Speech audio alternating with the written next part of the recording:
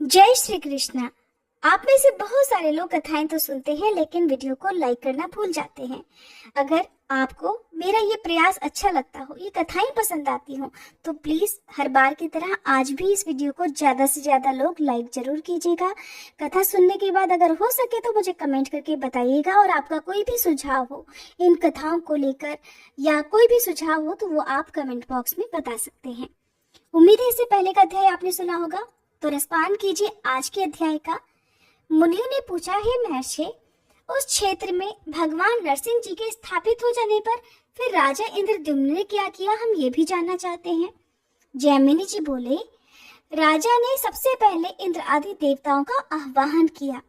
6 अंग, पद और क्रम सहित चारों वेदों के विद्वान, सहस्त्रों ऋषियों और ब्राह्मणों को निमंत्रित किया। जो यज्ञ विद्या में कुशल और मीमांसा शास्त्र में परिनिष्ठित थे, सदाचारी, शुद्ध कुलीन और सत्यवादी वैष्णवों को भी आदर पूर्वक निमंत्रित किया। राजा का सभा भवन पत्थर का बना हुआ था। उसकी ऊंचाई बहुत अधिक थी और वह चूने से लीपा गया था। उसका विस्तार 2 कोस का था। उसमें नीचे की भूमि कहीं रत्नों से मढ़ी गई थी तो कहीं सोने से, और कहीं स्फटिक मणि से तो कहीं चांदी से। उस भवन के चारों ओर सुखपूर्वक उतरने के लिए सैकड़ों सीढ़ियां बनी हुई थी। शुभ दिन और शुभ नक्षत्र में सब सभासदों की बैठक बुलाकर राजा ने सबको यथायोग्य आसन दिया। जब सभी लोग अपने अपने स्थान पर विराजमान हो गए, सुखपूर्वक बैठ गए, तब राजा ने अपने पुरोहित के साथ उपस्थित होकर देवताओं, ऋषियों तथा राजाओं के बीच में रत्न सिंहासन पर बैठे हुए शचीपति इंद्र का दिव्य माला, चंदन, वस्त्र और आसन आदि के द्वारा सबसे पहले पूजन किया। इसके बाद वैष्णवों की पूजा की। फिर नारद जी और पुरोहित सहित उन्होंने इंद्र से कहा, हे देवेश्वर, मैं अश्वमेध यज्ञ द्वारा यज्ञ पुरुष भगवान श्री विष्णु का पूजन करूंगा। आप कृपया मुझे इसके लिए आज्ञा दें, और जब तक सहस्त्र यज्ञ पूर्ण न हो जाए तब तक देवताओं सहित आप इस सभा भवन में निवास करें। आपने पहले यहाँ जिन शरीरधारी नील माधव का दर्शन किया है, वे बालुका राशि में छिप गए हैं। उनके पुनः प्रकाश में आने पर आप लोगों का भी कल्याण होगा, इसलिए मेरा सारा ये प्रयास है। राजा के इस प्रकार सूचित करने पर इंद्र आदि देवताओं ने कहा, इंद्रद्युम्न, तुम सचमुच महात्मा हो। तुमने इस पृथ्वी पर सत्यव्रत का पालन किया है। हमने पहले से ही तुम्हारे भविष्य कार्यक्रम को जान लिया है। तुम्हारा ये कार्य तीनों लोकों को पवित्र करने वाला है। हम इसमें तुम्हारे सहायक होंगे। तुम भक्तवत्सल भगवान विष्णु का सहस्त्र अश्वमेध यज्ञ द्वारा सुखपूर्वक पूजन करो। इसके बाद राजा ने यज्ञ के आरंभ के लिए भगवान का पूजन किया। भगवान विष्णु को सभा भवन में इष्ट देव के स्थान पर बिठाकर राजा अपनी पत्नी के साथ निश्चित लगन की प्रतीक्षा करने लगे। स्वस्ति वाचन हो जाने पर पुण्याह वाचन और आभ्युदयिक श्राद्ध संपन्न किया गया। उसके बाद सब सामग्री लेकर राजा ने ऋत्विजों का वरण किया। वरण हो जाने पर उन्होंने पत्नी सहित राजा को यज्ञ की दीक्षा दी। वेदिका संस्कार करके उस पर प्रज्वलित आहवनी अग्नि की स्थापना की गई।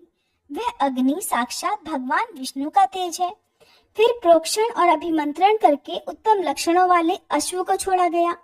यज्ञ की दीक्षा लिए वे राजा मौन होकर मृग चर्म पर बैठ गए। जब तक महायज्ञ का कार्य चलता रहा, तब तक सब मनुष्यों के लिए वहां 6 प्रकार के अन्न, पान आदि चतुर रसोइयों द्वारा तैयार किए जाते थे। उस यज्ञ में प्रतिदिन लोगों के सम्मान और आदर में वृद्धि होती थी। साथ ही प्रतिदिन नए नए भोज्य पदार्थ एक से एक बढ़कर प्रस्तुत किए जाते थे। वहां सर्वत्र प्रयास करके लोगों का आदर सम्मान किया जाता था और आग्रह पूर्वक भोजन भी कराया जाता था। वहां किसी को याचना नहीं करनी पड़ती थी। कोई भी खाली हाथ नहीं लौटता था। महाराज के महल सब मनुष्यों के लिए अपने घर के समान हो गए थे। भगवान श्री विष्णु की प्रसन्नता के लिए किए जाने वाले उस यज्ञ में यज्ञानुष्ठान में कुशल तथा सदाचार विभूषित विद्वान कार्य करते थे। अग्न्याधान से लेकर अवभृत प्रचार तक सब कार्य क्रमशः और विधि के अनुसार संपन्न हुए। कोई भी मंत्र कभी स्वर और वर्ण से हीन नहीं होने पाया।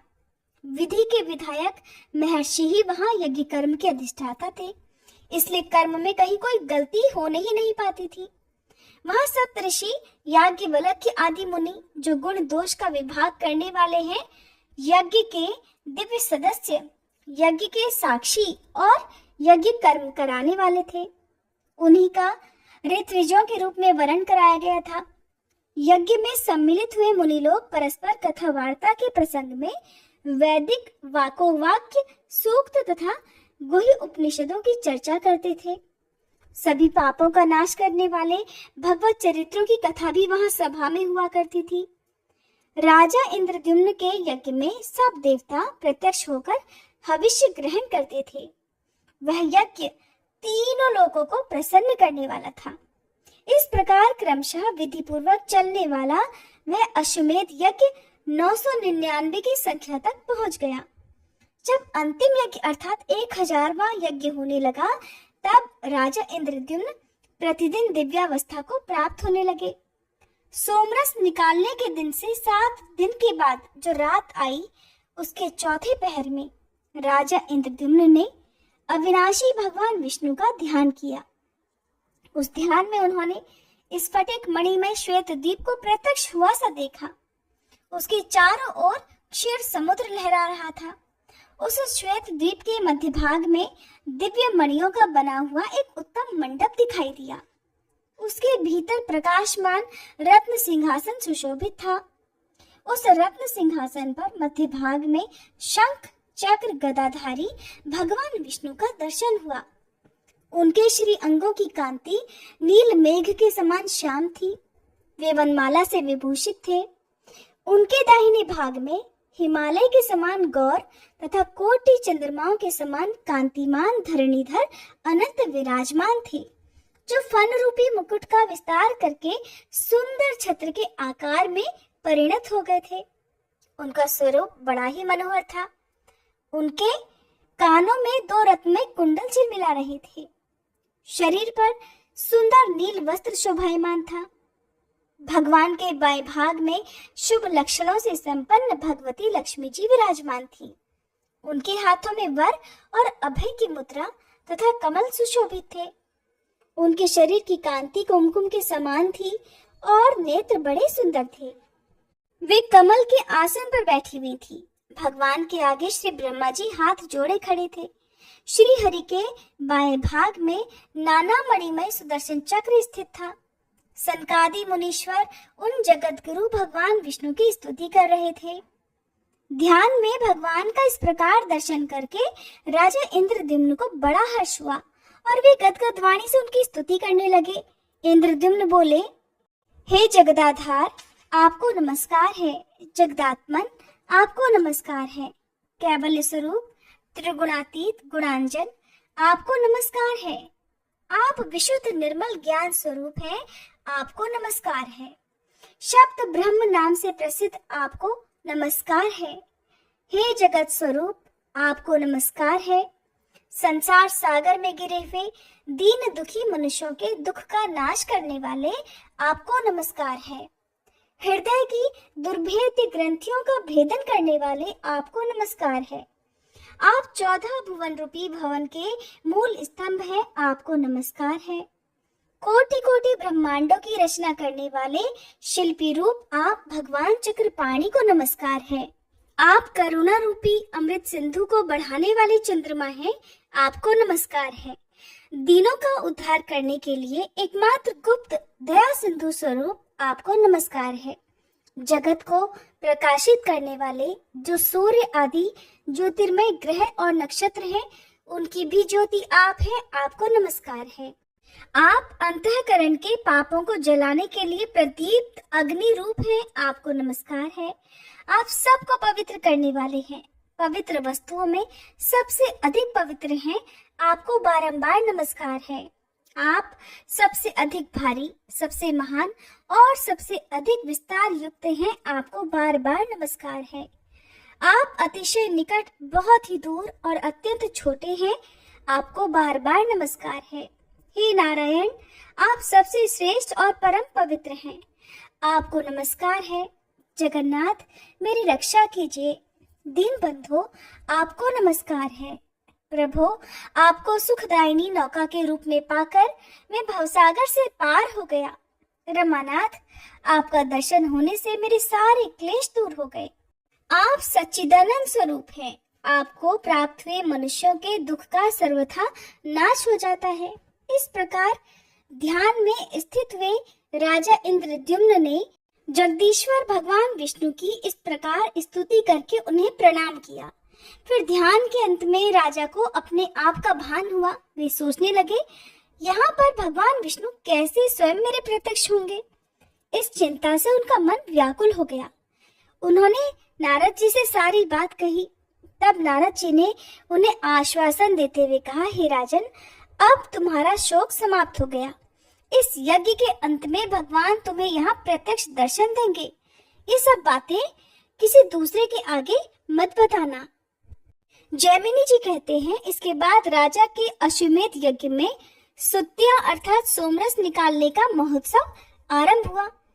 उसमें दीन दुखियों को बेरोक टोक मनवांछित दान दिए जाने लगे। उस समय नारद जी ने राजा इंद्रद्युम्न से कहा, राजन, अब पूर्णाहुति का कार्य समाप्त हो, जिससे कि ये यज्ञ सफल हो जाए। पहले ध्यान में तुमने जो कुछ देखा है उसके आदेश अनुसार तुम्हारे भाग्योदय का समय अब पास आ गया है। श्वेत द्वीप में जिन विश्वमूर्ति अविनाशी श्री विष्णु का तुमने दर्शन किया है, उनके शरीर से गिरा हुआ रोम वृक्ष भाव को प्राप्त हो जाता है। वह इस पृथ्वी पर स्थावर रूप में भगवान का अंशावतार होता है। भक्तवत्सल भगवान अब उसी रूप में अवतरित हो रहे हैं और तुम्हारे ही सौभाग्य से सर्व पापहारी भगवान यह सब लोगों की आंखों के अतिथि बनेंगे। आप यज्ञांत स्नान समाप्त करके वृक्ष रूप में प्रकट हुए यज्ञेश्वर भगवान विष्णु को तुम इस महावेदी पर स्थापित करो। इस प्रकार विचार करके नारद जी और इंद्रद्युम्न दोनों प्रसन्नता पूर्वक वहां गए और उस वृक्ष को देखकर इसके रूप में साक्षात ब्रह्म भगवान विष्णु प्रकट हो गए, ऐसा मानते हुए सब लोग बड़े प्रसन्न हुए। 4 शाखाओं से युक्त उस चतुर्भुज वृक्ष का दर्शन करके राजा ने अपने परिश्रम को सफल माना। फिर नीलमणि माधव के अंतर्ध्यान होने का जो शौक था उसे उन्होंने त्याग दिया और बार बार उस वृक्ष को प्रणाम करके नेत्रों से आनंद के आंसू बहाते हुए राजा ने ब्राह्मणों से उस वृक्ष को मंगवाया। विलोक माला और चंदन से विभूषित विष्णु जी के उस दिव्य वृक्ष को महावेदी पर ले आए। फिर नारद जी के कहे अनुसार राजा ने उस वृक्ष का पूजन किया और पूजा समाप्त करके मुनि श्रेष्ठ नारद जी से पूछा, मुने, भगवान विष्णु की कैसी प्रतिमाएं बनेंगी और उन्हें कौन बनाएगा? तब नारद जी ने उत्तर दिया कि राजन, भगवान की लीला सभी लोगों से परे है, भला उसे कौन जान सकता है। इस प्रकार बातचीत हो ही रही थी कि ऊपर से आकाशवाणी सुनाई दी। भगवान विष्णु अत्यंत गुप्त रखी हुई महावेदी पर स्वयं अवतरित होंगे। 15 दिनों तक इसे ढक दिया जाए। हाथ में हथियार लेकर उपस्थित हुआ जो ये बूढ़ा बढ़ई है, इसे भीतर प्रवेश कराकर सभी लोग यत्न पूर्वक दरवाजा बंद कर लें। जब तक मूर्तियों की रचना हो तब तक बाहर बाजे बजते रहें, क्योंकि रचना का शब्द कान में पड़ने पर वह बहरा बना देने वाला है। कोई भी अंदर प्रवेश ना करे और न कभी देखने का प्रयास करे, क्योंकि वहां काम करने वालों के अलावा जो भी देखेगा उसकी दोनों आंखें अंधी हो जाएंगी। इस आकाशवाणी के बाद आगे जो कुछ भी हुआ उसका वृतांत भक्तजनों आप सभी आने वाले अध्याय में सुनिएगा। उम्मीद है ये वीडियो भी आपको पसंद आई होगी।